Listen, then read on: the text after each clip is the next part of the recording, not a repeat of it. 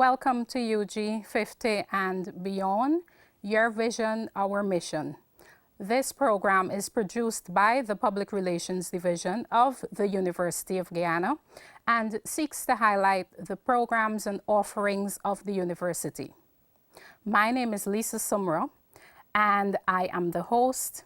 In studio with me, I have representatives from the Faculty of Engineering and Technology, who will be formerly known as the Faculty of Technology, who will be speaking to us about the programs and some initiatives of the faculty. To my right, is the Dean of the Faculty of Engineering and Technology, Ms. Eleanor Trim, and to her right is Mr. Maxwell Jackson. He is the head of Department Civil Engineering. Welcome. What are the departments within the Faculty of Engineering and Technology, and what are the programs currently being offered? Well, we have several departments. We have Civil, Electrical, Mechanical Engineering Department. We have formerly Geological Engineering and Mining, but now we renamed the department because we want a suit department for gas and oil programs. It is Petroleum and Geological Engineering Department. So we have Department of Architecture, and we have several programs that we running under those departments. We have associate degree programs and we have bachelor's degree programs. Why we have associate and bachelor's? Because we have an industrial attachment between associate degree and bachelor's degree. Actually, an industrial attachment is the first year of bachelor's degree program. Okay. So each department offering the programs in civil, electrical, and mechanical engineering. We have applied exploration geology program. We have a new program in collaboration with University of Trinidad and Tobago. We'll start in September, Petroleum Engineering Associate of Science in Petroleum Engineering. We have also programs that were specially designed for working people. One of the program named Industrial Engineering Program, which is the mixture of mechanical and electrical engineering. We have enrollment on that program from GPL and other companies that send their students to have a bachelor's degree or associate degree. So we also design a program for aviation industry. We had stakeholders consultations. We had several meetings with them. And the name of the program is Certificate in Aviation Management.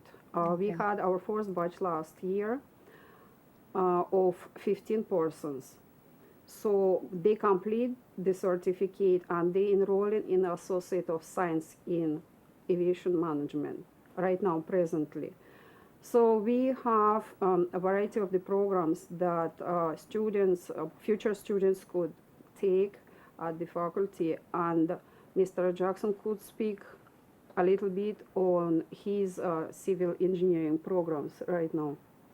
Sure. Before we get into the civil engineering programs, what is the duration of some of these programs? Right. For example, for the standard programs that we have, associate degree is 2 years. And the bachelor's degree is 3 years because we have industrial attachment is the part of the bachelor's degree program. So the total is going to be 5. Associate plus bachelor's is 5. But we were thinking to actually have kind of internship. But what happened is that when the faculty had a curriculum review, we had stakeholders consultation meeting, and they indicated to us that we must keep industrial attachment as the part of bachelor's degree program. Okay, Mr. Jackson, tell us about the civil engineering department and some of the offerings. Okay, thank you. As regards the civil engineering department, I must tell you that it's the largest department in the faculty. It has been attracting students, our initial intake of about 100 students per year. Okay. Now, what happened during the intervening period from when we changed our curriculum is that we start to emphasize the importance of environmental engineering. And as contemporary direction and the new thing is that environmental must be given high consideration in our program. So this is emphasized. Also, health and safety. And our primary reason for moving in that direction is because of the type of demand for the type of students that we would produce. When we graduate with a bachelor's of just civil engineering, many of our stakeholders, particularly these foreign companies, they told us that they're looking for engineers with some sort of environmental engineering training Okay. and health and safety and even professional ethics.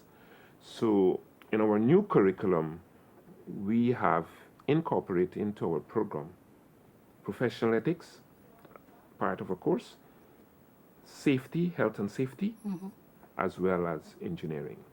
So we are more or less up to date in the type of engineers we put up. The mining companies, the oil and gas companies, that's what they're looking for. So we are right there. Okay, the faculty is expanding and diversifying. I noticed last year's graduation that the numbers for females have increased in the faculty that is predominantly male. What is the entry requirements for some of these programs? Well, we have standard entry requirement for engineering programs, which is 560 subjects, maths, English, main subject, and physics or chemistry.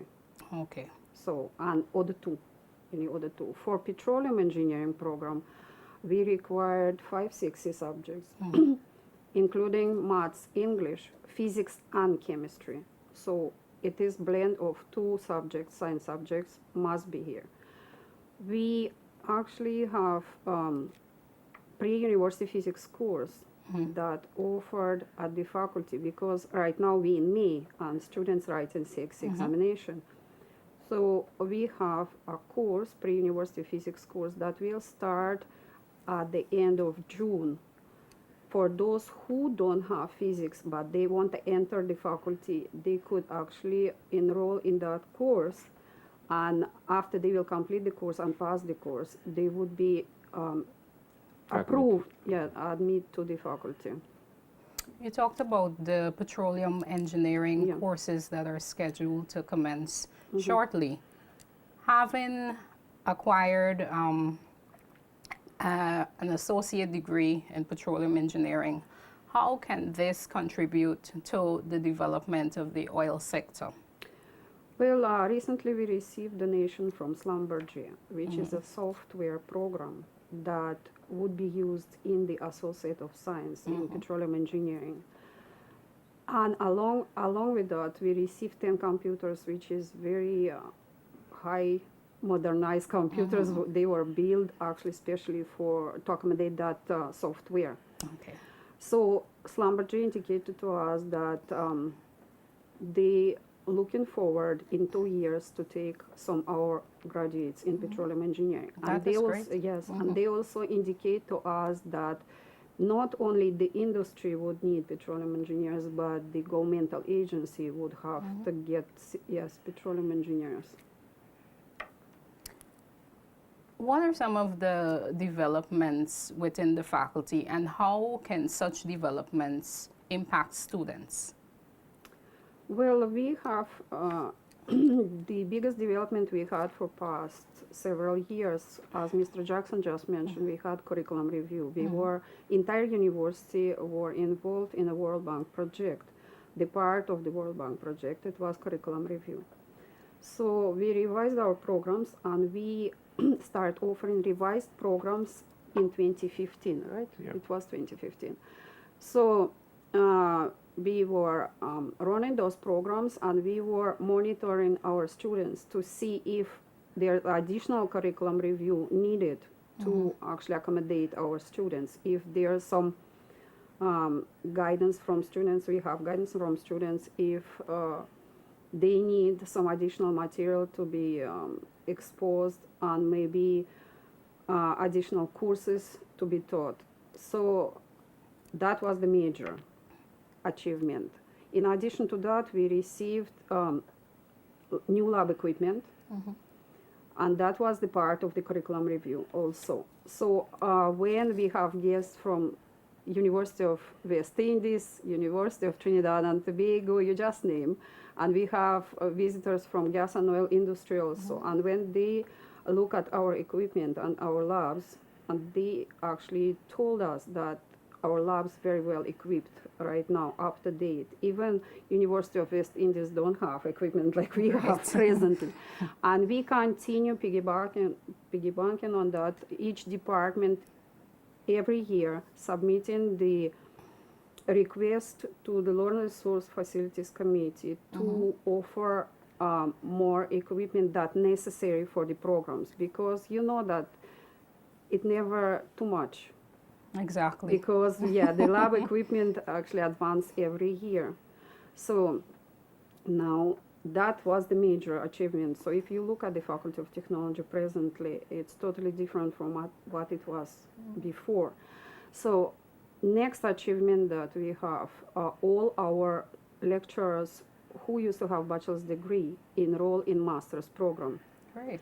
So yes, we have lecturers like Bashir Khan from Mechanical Department and Miss Norton, the head of Architecture Department. They enroll in Project Management Master's Program that offered by University of West Indies.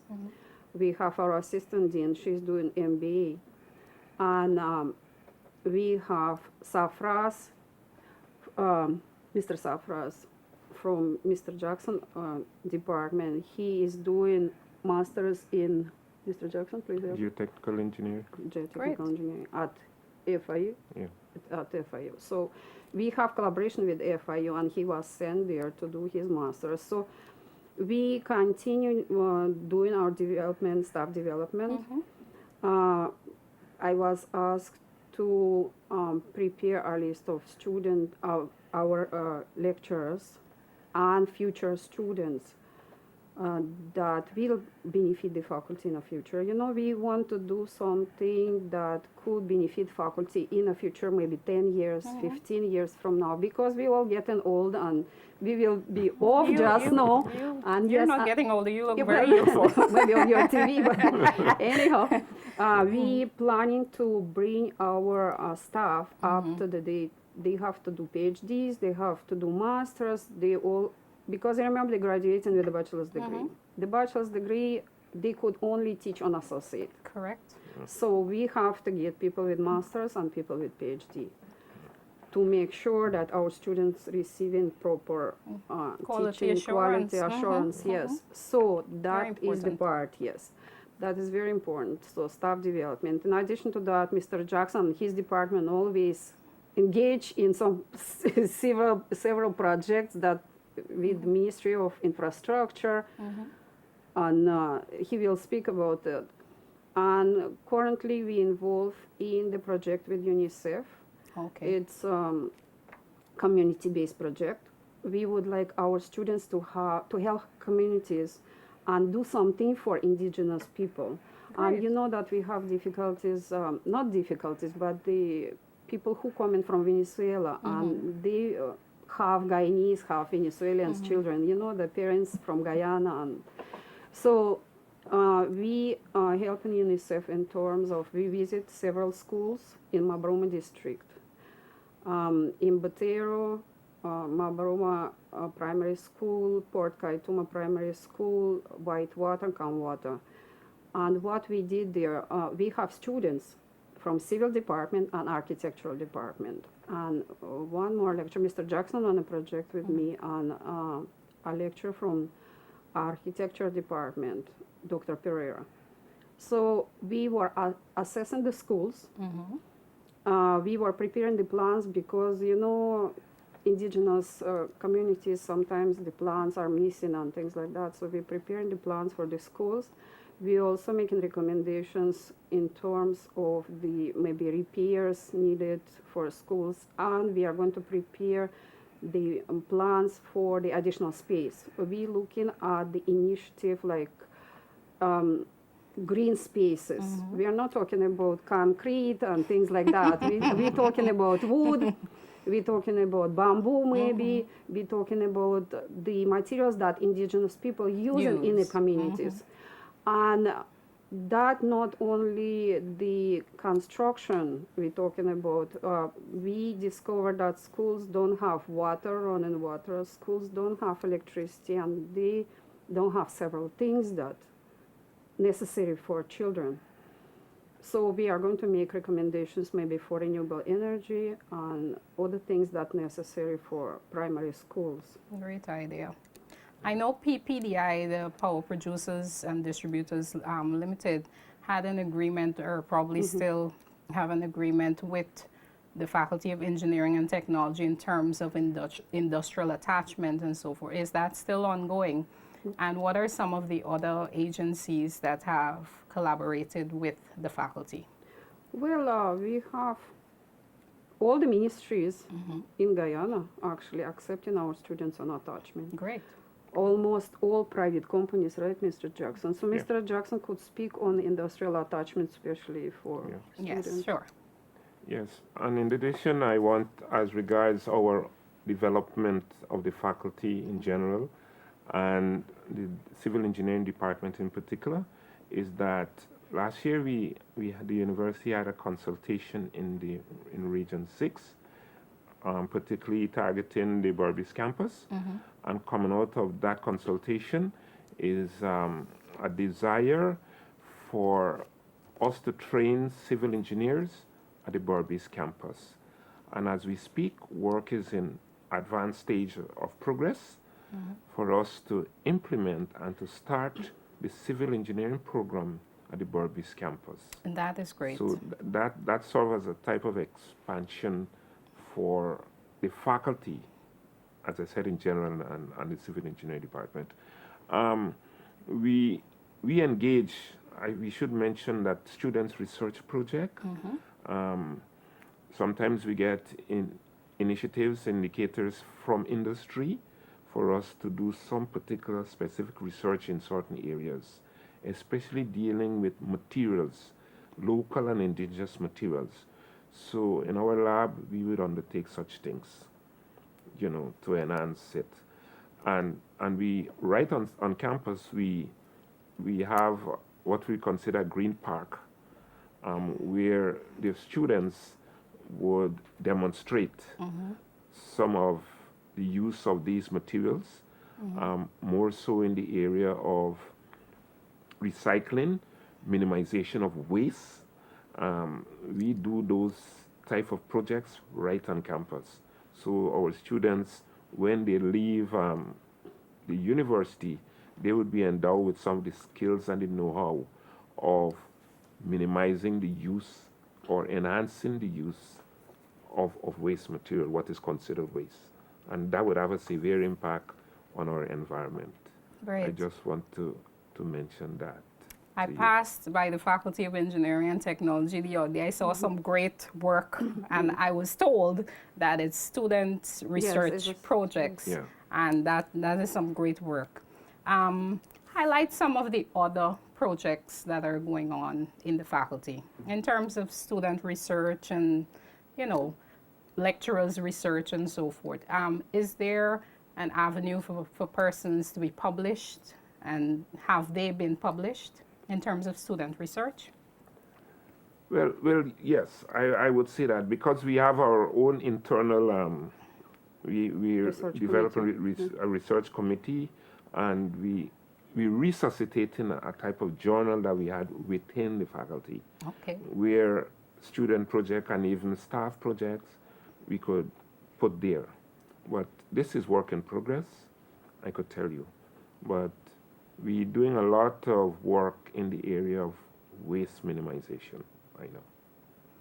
Someone viewing was thinking about joining the Faculty of Engineering and Technology. What would you tell this person? Well, they must be dedicated, they must come prepared to work, and our new dispensation, nowadays at the university that we put in a lot of emphasis from our staff to be very punctual, to submit the work on time, and that sort of thing. I mean, our Vice Chancellor is pushing that quite a bit. And that would promote our own image. Correct. Because, I mean, sometimes there's a perception there that our grades are published late and that sort of thing. So we, in our faculty, we accept the challenge from the Vice Chancellor and we're pushing. So anybody wants to come, we are not going to accept tardiness in terms of the work. So that is what I would want to tell anybody. Yes, I could tell from my experience because my son is a student of the civil engineering department. So you could say that I'm teaching there and I know the quality of our work that we have. So I didn't send my child somewhere overseas, Trinidad or anywhere. Exactly. So he's doing civil engineering program. And in addition to that, my oldest son just graduated with a bachelor's degree in computer sciences, which actually speaks about the quality. So it doesn't really matter what people are saying and what you hear. Believe me, that we get good engineers because, for example, same gas and oil companies, they're hiring our students for past 2 years and they highly speak about our graduates. The University of Guyana is going places, huh? Yes, they mentioned that at GPX. Actually, the person from Technip FMC, he stood up there and he said to everybody about our quality, of our students. But you have to remember, we actually given them bachelor's degree, right, in engineering. But after they finish at University of Guyana, when they go into the workforce, the companies where they start working should train engineers how to work at their workplaces. Correct. Because we did our job. You cannot just take a freshly graduate student and put him in somewhere to do the work. Don't tell him what to do and how to do it. And you want him to actually do excellent work. That is impossible, I should say. Because same gas and oil companies, when they take our students, they send them on a training for 1 year to Brazil and Houston because they need to know how to do the work over there. Correct. They were not trained in that area. So I would like to recommend to the ministries and the private companies in Guyana to take an example from those companies that hiring recently our students and train students, graduates from University of Guyana, how to do their work at their workplaces. And I guess industrial attachment helps in that way if you're assigned to that organization Yes, after you is. would have That's why we completed, have it, yes. right? Any final thoughts before we wrap? Well, I would like to see our the advancement of our faculty in our future. We prepare a strategic plan presently. All the departments working on it. So we planning to bring more programs on campus, and not only undergraduate programs, but also programs in Master of Science. One of the programs that we planning to bring right now, one of Mr. Jackson, they supposed to have MSc in civil engineering, or great. maybe we thinking about project management, our project management, or maybe another engineering program that will give Master of Science to all engineering students. You know, we could have a program that could umbrella everybody. And also we're planning to bring Master of Science in Marine Engineering, but we're looking for the collaboration with the universities abroad because you remember we don't have an expertise in Guyana. So same as for petroleum engineering, we have collaboration with University of Trinidad and Tobago, and the lecturers would come and teach the courses that we cannot teach on campus. So we looking for the collaborations. Any final thoughts, Mr. No, Jackson? one is just that I want to send a pitch out for, in order, we working towards gender balance within the faculty, and particularly in the civil engineering department. We've been seeing quite a notable change of females moving into an area that you may not even want to think about in geology and exploration, mining, and that sort of Great. thing. We have a lot of females going there. But I just want to say that they are welcome, and we would like to see an increase in our intake.